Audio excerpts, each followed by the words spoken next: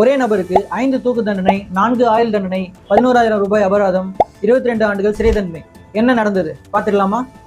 சிவகங்கை பகுதியில் மரம் வெட்டும் கூலி தொழிலாளி சந்திரன் 10 வயசுக்கு உட்பட்ட 5 குழந்தைகளை பாலியல் வன்கொடுமை செஞ்சதா புகார் எழுந்திருக்கு.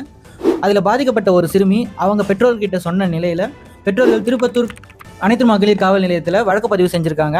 13 பிப்ரவரி 2024 காவல்துறையினர் சந்திரனை போக்சோ வழக்கில் கைது செஞ்சு மதுரை மத்திய சிறையில் அடைச்சிருக்காங்க.